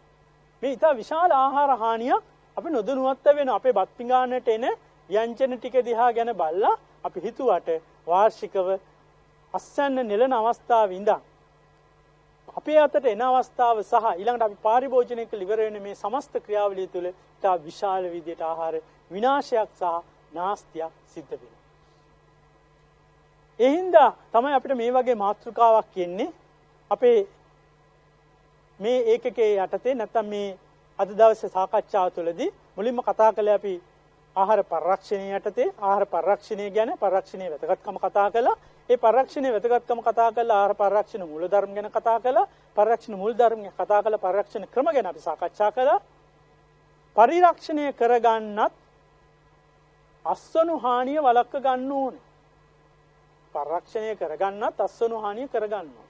බරපතල ගැටලුවක් තමයි අපේ අස්යන්න නෙලන ඉඳන් ආහාර සැපීම් ක්‍රියාවලිය තුළ පාරිභෝජනයට එන අවස්ථාව වෙනකොට අස්යන්න මොකද වෙන්නේ? විශාල විදිහට හානි වීමක් සිද්ධ වෙනවා. මෙන්න මේ හානිය අපි හඳුන්වනවා පසු අස්වනු හානිය කියලා. අපි බලමු මේ පසු අස්වනු හානියට හේතු මොනවද කියලා. ඔබ දැනගත යුතු දෙයක් තමයි පසු අස්වනු හානියට හේතු මොනවද කියලා. පසු අස්වනු වෙන අවස්ථා ටිකක් තියෙනවා. නිතා පැහැදිලිව අපි මතක් කරගමුකෝ මොනවද? එකක් තමයි අස්යන්න නෙලන. ඊළඟට මේ අස්යන්න නෙලපා අස්යන්න අපි සකස් කිරීමක් කරනවා. මෙන්න සකස් කළායින් පස්සේ මොකද කරන්නේ? මේවා අපි තව තැනකට අරගෙන යනවා. ඊළඟට ගබඩා කිරීමක් සිද්ධ කරනවා. ගබඩා කිරීමක් කළා ඊළඟට මේක වෙළඳ පොළට එනවා. වෙළඳ පොළෙන් අපේ ගෙදරට එනවා. මෙන්න මේ ක්‍රියාවලිය තුල මේ චේන් එක තුල අස්යන්න හානි වෙනවලු. එහෙනම් අපි දැන් දැනගන්න ඕනේ ඒක වෙන්නේ කොහොමද කියලා. අපි එහෙනම් මෙතනින් එහාට අපි සාකච්ඡා කරමු. මෙන්න මේ අස්යන්න හානිය ගැන. මේ තියෙන්නේ එහෙම හානි විය හැකි අවස්ථා ගැන අස්යන්න නෙලීමේදී, පරිහරණයේදී, ප්‍රවාහනයේදී, ගබඩා කිරීමේදී, බෙදා හැරීමේදී සහ ගෘහස්ත සැකසුම් ක්‍රියාවලියේදී ආහාරය හානි වෙන්න පුළුවන්කම තියෙනවා. අපි මුලින්ම සාකච්ඡා කරමු අස්යන්න නෙලීමේදී කොහොමද හානි වෙන්නේ කියලා. ඉතින් අස්යන්න නෙලීමේදී වෙන මේ හානිය ගැන කතා කරන්න ඉස්සෙල්ලා දුවේ පුතේ නැවත සැරයක් අපි පුංචි වීඩියෝ දර්ශන පෙළක නරබලායමු අස්යන්න නෙලීම සම්බන්ධ. මේ ඔබට පේන්නේ මේ දැක ඇති වලින් කපන අවස්ථා. සාමාන්‍යයෙන් අපි මැනුවල් නැත්නම් අපි සාමාන්‍ය මිනිස් පරිශ්‍රමයෙන් කරන අවස්ථා. ඊළඟට යන්ත්‍ර පාවිච්චි කරලා කොහොමද ආහාර මෙහෙය කරන එක, මේ අස්යන්න නෙලන ආකාරය ගැන, මේ තමයි අපේ පාරම්පරික ක්‍රම. මේ හරක් පාවිච්චි කළා කමතේ අපි කියන විපාගනවා කියලා කියන විපාගීම අවස්ථාව. ඊළඟට අතීතයේදී මේ විදිහට සුලං කිරීම කළා. නමුත් අද වෙනකොට යන්ත්‍රයෙන් එහෙමම ගැනීමේ හැකියාව තියෙනවා. මේ අස්වැන්න නෙලීමේ අවස්ථාව. අස්වැන්න නෙලීමේදී අස්වැන්න හානිය වෙන්න පුළුවන් අවස්ථා ඔබ දැක්කා. ඔබගෙන් මම අහුවොත් ඔබ දැක්ක අස්වැන්න නෙලීම අවස්ථා මොනවද කියලා අර දෑකැත්තෙන් කපාගෙන යනකොට තව ටිකක් කකුලෙන් පාගගෙන යනවනේ. ඒතකොට පාගගෙන යන ටික මොකද වෙන්නේ? විනාශ වෙනවා. ඒ වගේම තමයි කපන ක්‍රියාවලිය තුළදී හැලීම සිද්ධ වෙනවා, විනාශ වීම සිද්ධ වෙනවා. ඒ වගේම තමයි ගොඩක් වෙලාවට අස්වැන්න නෙලීම කියන්නේ ඉතින් ගොයම් කපන එක විතරක් නෙමෙයි. අපි ලෝලු ගත්තත්, පළතුරු ගත්තත් මේ යාන්ත්‍රික ක්‍රම පාවිච්චි කරලා සමානලට අපි මැනුවලි අපි කරනකොට අස්වැන්න විශාල විදිහට හානි වීමක් සිද්ධ වෙනවා. මෙන්න මේ හානි වීමේ ක්‍රියාවලිය ගැන අපි තව චුට්ටක් කතා කරගත යුතුයි. මොකද මේ හානි වෙන ක්‍රියාවලිය අපි හරියට තේරුම් ගන්න නම් මෙන්න මේ වෙනි මාතෘකා කීපයක් යටතේ අපි නැවත සැරයක් මේක දැනගත යුතුයි. මොකද්ද? අස්වැන්න නෙළු කාලය, අස්වැන්න නෙළු ආකාරය, බීජවල ප්‍රභවය, වර්ධනයේ සිදුවන අතර තීරණය වෙන ගුණාත්මක භාවය. අස්වැන්න නෙළු කාලය ගැන කතා කරනක මම චුට්ටක් තියන්න. අස්වැන්න නෙළු ආකාරය ඔබ දැක්කා. නේ? යන්ත්‍ර වලින් නෙලන්න පුළුවන්, සාමාන්‍ය විදිහට අතින් කරන්න පුළුවන්. තෙන්දී අර මැනුවල් කරනකොට බොහෝ වෙලාවට සිදුවෙන හානි ප්‍රමාණය වැඩි කියන එක දැක්කා. ඒ වගේම බීජවල ප්‍රභවය කියන එක නිරන අවස්ථාවේදී වෙනස් කරන්න බැරි වුණාට ඒක ඉතා වැදගත් සාධකයක්. මොකද වගාවකදී ඉතා හොඳ බීජ වර්ග පාවිච්චි කරලා තිබුණොත් ඒ අස්වැන්න හානි වී ගත්තොත් එහෙම අපි මිටි වී වර්ගයක් ගත්තොත් එහෙම වී කරල මෙවුණෙන් පස්සේ ඒක පල්ලෙහාට වෙලා වැඩි. ඒක කපන්න අමාරුයි. ඒ වගේ ප්‍රායෝගික ගැටලු ගොඩ නැගෙනවා. ඒ වගේ මේ බීජයේ තියෙන ගුණාත්මක භාවය සමග සමහර වී ඉක්මනින් හැලෙනවා. සමහර ඒවා එහෙම හැලෙන්නේ නැහැ. මේ වගේ වෙනස්කම් තියෙන බීජවල ප්‍රභවය කියන එකේ ඉඳලා ඊටාම වැදගත් කාරණාවක්. ඊළඟට වර්ධනයේ සිදුවන අතරතුර තීරණය වෙන ගුණාත්මක සාධක. ඉතින් අපි දන්නේ නැහනේ ගම් ගා ගලයින් පස්සේ ඊළඟට ඔය අතර වාරේ ගම් වතුර ගන්නවා. ඊට අමතරව කෘමි පලිබෝධ නාශක එක කෘමි ඇවිල්ලා වසංගත ඇවිල්ලා විනාශ වෙනවා. නේ? ඊළඟට තවත් වෙන ජංජාල වෙලා පැවිලි වල ලක් වෙනවා. වතුර හරියට ලැබෙන්නේ නැහැ. මේ වගේ වෙනවා. මේවා එනොත් ඒ වගාවේ ගුණාත්මක භාවය කියන එක වෙනස් වෙන්න පුළුවන්. ඒ ගුණාත්මක භාවය වෙනස් වීම තුළ නැවත සැරයක් මොකද වෙන්නේ? නෙලීමේදී බලපෑම් එල්ල වෙනවා. මේ අස්වැන්න නෙලීම කියන එක මම තියාගත්තනේ. අස්වැන්න නෙලීම කියන එක තියාගත්තේ මෙන්න මේකට. අස්වැන්න නෙලීමේදී අර සුදුසු කාලයේදී අස්වැන්න නෙලීමේදී අස්වැන්න හානියට අමතරව අස්වැන්න නෙලීමේදී සිදුවෙන තව අවස්ථා දෙකක් තියෙනවා. එකක් තමයි කලින් අස්වැන්න නෙලෙන. කලින් අස්වැන්න නෙලන එක ඊළඟ අවස්ථාව තමයි මොකද්ද? පමා වෙලා අස්වැන්න නෙලන. මේ දෙකම ගැටලු. අස්වැන්න කලින් නෙලීමේදී මොකද වෙන්නේ? කලින් නෙලනකොට මේක වැඩිපුර වියල ගන්න ඕනේ. ඇයි? මේක තෙතයි. මේ තෙතමනේ මත පුස් වැඩෙන්න පුළුවන්, කෘමීන් ආශාදනය වෙන්න පුළුවන්. එහෙම වුණොත් මොකද වෙන්නේ? අඩු ඇඹරුම් පළදාවක් කියන්නේ. ලෝ මීල්ඩින් යීල්ඩ් එකක් එන්නේ. එතකොට මොකද වෙන්නේ? එය ගොවියාට නැත්නම් ඒ ව්‍යාපාරිකයාට නැත්නම් පාරිභෝගිකයාට විශාල වාණිජමය හානියක් බවට පත් වෙනවා. අස්වැන්න පමා වී නෙලීම. කලින් නෙළුවා වගේම තමයි පමා වී නෙළුවොත් එහෙම ගොයන් කපන්න යනකොට ගොයම් ගස් ටික බිම පැතිරලා තියෙනත් නේ. එහෙම වුණොත් ස්කන්ධ හානියක් වෙන්න පුළුවන්. ඒ වගේම වීවල පෝෂණීය ගුණය, ගුණාත්මක භාවය නැති වෙලා තියෙන්න පුළුවන්. මේ හින්දා පසු අස්වැන්නේ තුලදී පමා වෙලා අස්වැන්න තුලදී විශාල විදිහට හානියක් සිද්ධ වෙනවා. ඒ හින්දා අස්වැන්න නෙලිය යුතු සුදුසුම කාලයේදී අස්වැන්න නෙලන්න ඕනේ. සුදුසුම කාලය තීරණය කරගන්නේ කොහොමද? එක වගාවන් අනුව ඒ අස්වැන්න නෙලන කාලය තීරණය වෙනවා. ඒ අස්වැන්නේ තියෙන වර්ණය අනුව, ඒවැය තියෙන සමහරලාට සුවඳ අනුව, මේ විදිහේ ලක්ෂණ සමහර අවස්ථාවලදී එළවලු පළතුරු වර්ගවල නම් ඒවැය පළතුරුව හැදෙන විශාලත්වය අනුව වගේ සාධක විවිධ සාධක මත අස්වැන්න නෙලන කාලය තීරණය කරනවා. ගොයම් වගාවක නම් ගොයම් වගාවේ ඒ කාලේදී වර්ණේ බල්ලා කියන ගොවියා කියනවා දැන් නම් මේ ගොයම නෙලන්නට සුදුසුම කාලයයි කියලා. අපි රන්වන් ගොයම් ගැන කතා කරනවානේ නේද? ඊළඟට අපි බලමු අස්වැන්න නෙළුවා. නෙළුවෙන් පස්සේ මොකද වෙන්නේ? මේක අර නෙළුපු තැනේ ඉඳන් ගෙදරට නැත්තම් ඒ කමතට නැත්තම් ඒ අදාළ සුදුසු තැනට අරගෙන යනවා. මේ අරගෙන යනකොටත් මොකද වෙන්නේ? తాවකාලිකව ගබඩා කරන්න. මේ ගබඩා කරන තැන්වලදී කොටසක් හැලෙනවාම තමයි. එතෙන්දිත් මොකද වෙන්නේ? සුදුසු ගබඩා කිරීමේ තැන්වල නැත්තම් ඊට අමතරව මොකද වෙන්නේ? මේවා වියලා ගැනීමක් හරියට වෙන්නේ නැත්තම් වී වගේ දෙයක් එතෙන්දිත් එන්නේ පළදාව විශාල විදියට හානි වීමක් වෙනවා. ඉතින් මෙතනදිත් වාණිජමය විදියට හානියක් වෙනවා. මේකට ඉතින් කරන්න පුළුවන් දේ තමයි වී ටික අරගෙන මේක වියලලා මළු වලට දාලා මේවා తాවකාලිකව ගබඩා කරගන්න එක. ඒ වගේම ගබඩා කරන ස්ථානයේ කෘමීන්ගෙන් කෘන්තකයන්ගෙන් විශාල විදියට හානි නොවන විදියට ගබඩා කර ගැනීමක් මෙතෙන්දි කරන්න පුළුවන්කම තියෙනවා. ඊට අමතරව ගත්තයින් පස්සේ අපිට ගොඩක් වෙලාවට එළවලු වගේ දෙයක් ගන්නකොට පෙට්ටි වලට අපි නෙලල ඉවරලා අපි ඒක අසුර ගන්න ඕනේ පෙට්ටි වල. හැබැයි පෙට්ටි වල අසුර ගත්තාම මේක අවුවේ තියලා වැඩක් නැහැ. මොකද වෙන්නේ? අවුවේ තිබ්බොත් හිරු එළියට එළවලුවේ තියෙන ජලය ටික වාෂ්ප වෙලා යනවා. ජලය ටික වාෂ්ප වෙලා ගියොත් ඒකේ තියා ගන්න පුළුවන් කාලය ඒකේ ගුණාත්මක භාවය අඩු වෙලා යනවා. ඒ හින්දා ප්ලාස්ටික් පෙට්ටි වල අසුරලා මේවා తాවකාලිකව සෙවණ ඇති ස්ථානයක තැබීමට සිද්ධ වෙනවා. ඊට අමතරව තියෙන දෙයක්. දැන් පළතුරු වගේ දෙයක් නෙළුවෙන් පස්සේ මේක අර හොඳ ඒවායි නරක වෙච්ච ඒවායි කුණු වෙච්ච ඒවායි ඔක්කොම තියලා තිබ්බොත් මොකද වෙන්නේ? අර හොඳ ඒවා ටිකත් කුණු වෙනවා ඉක්මනට. නේ? අර පුස් ඇවිල්ලා තියෙන මේ ඉදුණු පළතුරු මෙතනින් අයින් කරගන්න ඕනේ. නේ?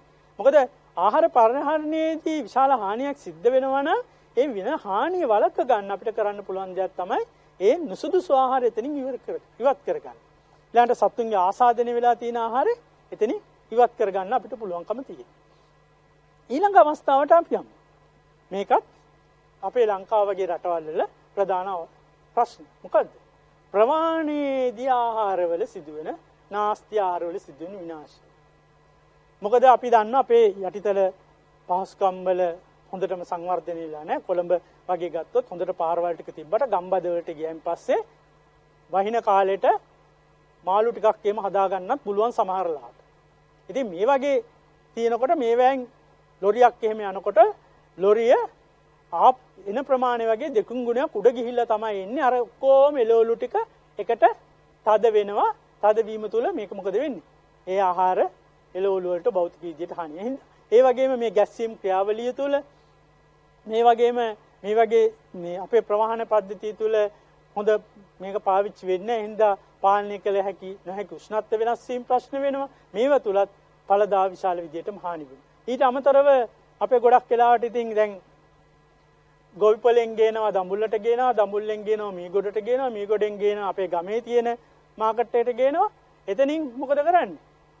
එතෙන්නුත් අපේ ගෙදරට එනවා. ඉතින් මේ තනින් තැනට යනවා. නේද? සමහරලාට මීගොඩට ගියන් පස්සේ මීගොඩත් මෙතනින් තව තැනකට අරගෙන යනවා. මේ තනින් තැනට ගෙනියන හැම වාරයක් වාසාම මොකද වෙන්නේ? මේ ආහාර කිසියම් විදිහකට මේ අස්සන්න හානියක් සිද්ධ වෙන්න පුළුවන්කම තියෙනවා. ඉතින් මේක අවම කර ගැනීමට කටයුතු කිරීම ඉතා අත්‍යවශ්‍ය වෙනවා. ඊට අමතර මේ තියෙන්නේ අපිට සුපුරුදු දර්ශන නේද? මේවා මේ අමුතු දර්ශන නෙමෙයි. අපේ බොහෝ වෙලාවට මේක දර්ශනීය හොඳයි. මේ වගේ ආහාර විශාල ප්‍රමාණය මේ පලා වර්ග, ඉතින් පලා වලින් භාගයක් විතර ලොරියේ තමයි තියෙන්නේ.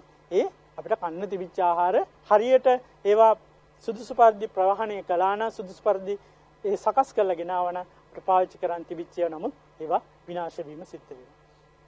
මේකත් අපිට දකින්න මේ ආහාර පැක් කරනකොට එක ආහාරයක් උඩ ආහාරයක් දාගෙන යනවා. ඊට අමතරව බෝනස් එකක් විදිහට කට්ටියක් උඩ නිදාගෙනක් තියෙනවා. එතකොට මොකද වෙන්නේ? අර ආහාර මත එකකට චප්ප වෙගෙන ගිහිල්ලා ආහාරය හොඳට බෙරි කළා නරක් කළා දෙනවා.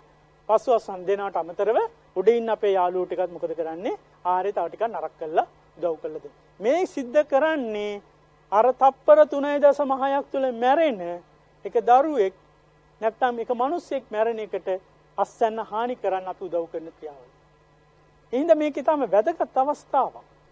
ලෝකේ මං කිව්වා වාර්ෂිකව විනාශ වෙන ආහාර ප්‍රමාණය ටොන් බිලියන 1.3ක්.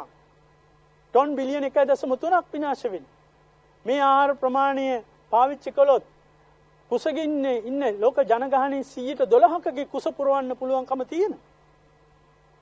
මේ විනාශ කරන්නේ එසේ අපිට නැවත භාවිතා කර හැකි ආහාරය තමයි මේ ආකාරයට විනාශ වෙන්නේ. ඉතින් මේකට මොකද කරන්න පුළුවන්? නේ?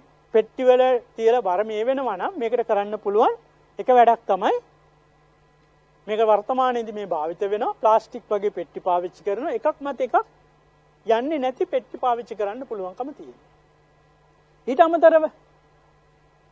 අමතරව කරන්න පුළුවන් මේ පෙට්ටිය අතර මෘදු යම් කිසි දෙයක් පිදුරු වගේ දෙයක් කොළ වගේ දෙයක් ඔයගොල්ලෝ ගොඩක් වෙලාවට පළතුරු කඩේකට එන් ගියොත් පළතුරු බාන වෙලාවකට බැලුවොත් ඔබට පෙනීවි ගස් ලබු ගෙඩිය වටේට පත්තර වලින් වගේ මේක තියෙන. එතකොට මොකද වෙන්නේ? ඒ අර පළතුරු එකිනෙක ගැටීම වැළකෙනවා. ගැටීම නම් පස්සේ භෞතික හානිය වෙනවා. ඒ කියන්නේ විනාශ වීම ප්‍රමාණය අඩු වෙනවා කියන එක. ඊට අමතරව මේකත් කරන්න පුළුවන් අපේ වගේ රටවල් වල උෂ්ණත්වය කියන එක බරපතල ප්‍රශ්නයක්. එහෙනම් අපේ වගේ රටවල් වල උෂ්ණත්වය මේකේ සඳහා කරන්න පුළුවන් දෙයක් තමයි රාත්‍රී කාලයේදී ආහාර ප්‍රවාහනය කරන එක. රාත්‍රී කාලේදී හරි. ඒක තමයි තියෙන හොඳ මේක. එතකොට ට්‍රැෆික් එකේ ප්‍රශ්නත් නැහැ. නිදහසේ යන්නත් පුළුවන්. ආහාර ටිකත් ආරක්ෂා වෙනවා. එතකොට ආහාරයේ දෙපැත්තකින් වාසි වෙනවා. මොකද තෙල් ටිකත් ඉතුරු වෙනවා. ආහාරයේ විනාශ වෙන එක අඩු වෙන හින්දා ඒ ලැබෙන්න ඕනේ වටිනාකමත් ලබා ගන්න පුළුවන්කම ලැබෙන හින්දා දෙපැත්තකින් වාසි වෙනවා. මේ කාලය සම්බන්ධ කතන්දරය අස්සන් නෙලීමේ අවස්ථාවේදීත් තියෙන. අස්සන් නෙලීමේදී සාමාන්‍යයෙන් කියන්නේ උදේ 10ට ඉස්සෙල්ලා හවස 3න් පස්සේ වගේ අස්සන් ලෝලු වගේ දේවල් නෙලන්න කියලා. මොකද අර සූර්ය රශ්මියෙන් සිද්ධ වෙන බලපෑම අවම කර ගැනීම තියෙනවා. ඉතින් කොහොමත් අපි දකුණු ආසියාවේ රටවල් වල ප්‍රවාහනයේදී පමණ 10%ක විතර ප්‍රමාණයක් වීස් ප්‍රමාණයක් විනාශ වෙනවා. ඊළඟ අවස්ථාව තමයි ගබඩා කිරීමේ දස්සන හානි වළක්වා ගැනීම. අපි දන්න දෙයක් තමයි අපේ ගබඩාවල තියෙන තත්ත්වයන්. ඒවා කරපොත් ඉන්නවා, මීයෝ ඉන්නවා, ඊට අමතරව වහිනකොට තෙමෙනවා නේද? ඒක අතුලට ගියන් පස්සේ හරිම සීතලයි, ඇඟ පුරා දාඩිය දාගෙන සීතල වැగిරෙනවා නේ? ඉතින් මෙන්න මේ වගේ තියෙන මේ නුසුදුසු ගබඩා පහසුකම් තත්ත්වයට තේ ආහාරත් මොකද වෙන්නේ? විනාශයට ලක් වෙනවා. මේ වගේ තත්ත්වයන් විනාශයට ලක් වෙනවා. ඒ හින්දා අපිට සුදුසු ගබඩා පහසුකම් කළා හොඳට වාතනය වෙන ඒ වගේම කෘමීන් සහ අනිකුත් කෘන්තකයන්ගෙන් හානි සිදු නොවන විදිහට සුදුසු ගබඩා පහසුකම් සංවර්ධනය කිරීම තුළින් අපිට මේ ගබඩා පස්වස්වන හානිය අවම කර ගැනීමේ හැකියාව තියෙනවා. මේකත් ගබඩා තුල උෂ්ණත්ව හානිය කියන එකත් මේක වෙනවා. ඉතින් අපිට කරන්න දී යුතු දේ තමයි ගබඩා පහසුකම් තුළ මේ පහසුකම් නිර්මාණය කළා. මොකද අර ප්‍රවාහනයේදී සහ ගබඩාවේදී දෙකේදීම මේ කාරණාව තියෙනවා. මේ වේදී දාන්න පුළුවන් ප්‍රමාණයට වැඩිය දැම්මයින් පස්සේ ආහාරයේ විනාශ වීමක් සිද්ධ වෙන්න පුළුවන්. ඊට ඉහාට ගියයින් පස්සේ ගෘහස්ත සැකසුම් ක්‍රියාවලියේදී සිදුවන පස්වස් හානිය කියන එක අපි දන්න දෙයක් තමයි. නියමිත කාලයට අස්යන්න නෙලීමට නොහැකි වුණොත් මොකද වෙන්නේ? ඊළඟට සෞඛ්‍ය ආරක්ෂිත පරිහරණ නොකිරීම සුද්ධ ජීව අපවිත්‍ර කිරීම වගේ සිදුවීම් නිසා ගෘහස්තේදී පස්වස් වෙන හානිය සිද්ධ වෙන උෂ්ණත්වය පාලනය නොවීම, ගබඩා නොකිරීම සහ කෘමි කෘන්තිකෙන් හානි සිදුවීම කියන එකත් සිදු වෙන මේකේ. මේකට කරන්න පුළුවන් දේ තමයි නැවත සැර සුදුසු පද්ධතියකට ගෙදර ආයෙ ගෙනාවෙන් පස්සේ ඒවා තියන්න අපි තියාගන්න එක තමයි හොඳම දේ. අපි දන්නවා ගෙදර කඩෙන් අරන් එන්නේ ඔක්කොම එලෝල් ටික එකට දාගෙන ගෙදර අඩුම ගානේ සීතකරණයෙන් තියෙනකොට හරි නැත්නම් වෙන තැනකින් තියෙනකොට හරි මේ එලෝලු ටික එකට වෙන් කරලා තියාගන්න පුළුවන් නම් හොඳයි. අපිට කියන්න බෑ බෑග් 10ක් ගෙනියන්න කියලා. බෑග් 10ක් ගෙනියලා වෙන වෙනම ගේන්න තිබ්බනම් ආහාරයට වෙන්න තිබිච්ච හානිය අවම කරගන්න තිබුණා. ඊට අමතරව ගෘහස්ත පිරිසකසුම් ක්‍රියාවලියේදී අපි අර ආහාර පරිරක්ෂණ ක්‍රියාවලියේදී කරපු ක්‍රියාවලින් අපිට කරන්න පුළුවන්කම තියෙනවා. වියලීම අපිට කරන්න පුළුවන්කම තියෙනවා. ඊළඟට වියලීමෙන් පස්සේ අපිට තාප ප්‍රතිකාරය, පැස්ටරීකරණය මේ මාතෘකා සාකච්ඡා කරපු නිසා මම ඔබ සමග මේ අවස්ථාවේදී කතා කරන්න ඔබට මේ මතක් කරගන්න පුළුවන් මේ කාරණාවන් මොනවද කියන එක. සීත කිරීම, ලුණු දැමීම, ලුණු දමා වියලීම, සීනි එකතු කිරීම, රසායනික ද්‍රව්‍ය හින්දා ගෙදර ගේන පළතුරු වැඩි කාලට ගෙනල්ලා කියා කරන්න ඕන දේ තමයි ජෑම් ටිකක් හදා ගන්න පුළුවන්, පුල් දෝසි ටිකක් හදා ගන්න පුළුවන්, නැත්නම් වෙනත් ඉඟුරු වගේ වැඩි කාලට ඉඟුරු දෝසි ටිකක් හදා ගන්න පුළුවන්, සීනි එකතු කරලා කරගන්න පුළුවන්කම තියෙනවා. ලුණු දෙහි කාලයට ලුණු දෙහි ටිකක් දාලා ප්‍රවේශම් කරගන්න පුළුවන් අපිට ආහාර නේද? ඉතින් ඒ හින්දා අපිට අස්යන්න වැඩි කාලට ගෙනල්ලා මේවා ගබඩා කිරීමේදී ගෘහස්ත පිළිස්සින් අපිට ක්‍රියාවලි කරන්න පුළුවන්කම තියෙනවා. ඉතින් මේ පස්වන හානිය ප්‍රධාන විදිහටම අපිට වර්ග කරගන්න පුළුවන්. නරක් වීම නිසා වෙන ස්කන්ධ හානිය, ගුණාත්මක භාවයේ අඩුවීම නිසා සිද්ධ වෙන හානිය, ඊළඟ පෝෂණීය භාවයේ අඩුවීම නිසා සිද්ධ වෙන හානිය, ඊළඟ බීජවල ජීවිතාවයේ අඩුවීම නිසා සිද්ධ වෙන හානිය සහ වාණිජමය විදිහට සිද්ධ වෙන හානිය කියන. ඉතින් මේ තියෙන දර්ශනය ඒ වගේ අපේ පසු අස්වනු හානියේ ප්‍රතිඵල විදිහට නේද? මේ තියෙන්නේ අපේ මීයෙක්ගේ කුස පුරවන්න තිබිච්ච ආහාර ප්‍රමාණයක් තමයි මේ තියෙන්නේ. මේ තියෙන්නේ එහෙම ආහාර පසු අස්වනු හානි වුණයින් පස්සේ ලෝක වෙලා තියෙන ප්‍රතිඵල. ඔබත් මමත් සංවේදී නම් අපි ගන්න කෑම ටික බෙදාගද්දි පවා මතක තියාගන්න වැඩියෙන් බෙදා ගන්න එපා. එළවලු ටික ගෙදර කඩෙන් ගෙනාවෙන් පස්සේ එළවලු ටික අම්මට තාත්තට කියන්න අපි මේක විනාශ වෙන එක අඩු කර ගන්න ඕනේ. උගෙන ප්‍රමාණය පින්දම් මේක ගැන හිතන්න ඕනේ. මොකද ලෝකේ ඉතා විශාල ප්‍රමාණයක් මැරෙනවා කුසගින්න නිසා. ඉතින් දුවේ පුතේ මේ අවසානයේට ඔබට පුළුවන් මේ පස්වස්වන හානි එළීමේදී පරිවහන ගබඩා කිරීමේදී ගෘහස්ත සැකසීමේදී අවම කර ගන්න ආකාරය කොහොමද කියලා ඔබට පුළුවන් දැන් තනියෙන් හිතලා උත්තරයක් ගොඩනගා ගන්න. අද දවසේදී අපි මාතෘකාවේදී සාකච්ඡා කළා ප්‍රධාන විදිහටම කාරණාවන් 5. මොනවද මේ කාරණාවන් 5? ආහාර පරිරක්ෂණයේ වැදගත්කම, ඊළඟට ආහාර පරිරක්ෂණයේ මූලධර්ම, ඊළඟට ආහාර විවිධ පරිරක්ෂණ ක්‍රම, ඊළඟට අපි කතා කළා පස්වස්වන හානිය වෙන එක සහ පස්වස්වන ඒ සමගම හානිය වළක්වා ගන්න ආකාර ගැන. ඉතින් මම හිතනවා ඔබ මේ කාලය තුල මේ තුලින් කිසියම් දැනුමක් ඔබ ගොඩනගා ගන්න ඇති. මේ ඔබ මේ හින්දා මේ ගැන තව ටිකක් අධ්‍යයනය කළා ඔබ මේ දැනුම ඔබගේ එදිනෙදා ජීවිතේ ප්‍රායෝගික භාවිතයට ගන්න දැනුම් බවට පත් කරගෙන අර 2030 දී කුසගින්න නැවැත්ීමේ ඒ සහස්‍ර සංවර්ධන ඉලක්කේ කොටස්කරුවන් බවට මගේ දුවල පුතාලත් පත් වෙන්නට අදිෂ්ඨාන කරගන්න කියන ඉල්ලීමත් සමග අද අපි මේ දවසේදී අපගේ පාඩම එහෙනම් අපි මෙතනින් නවත්තමු. අපි නැවතත් දවසක හමු වෙන්න බලාපොරොත්තු වෙමු. ආයුබෝවන්.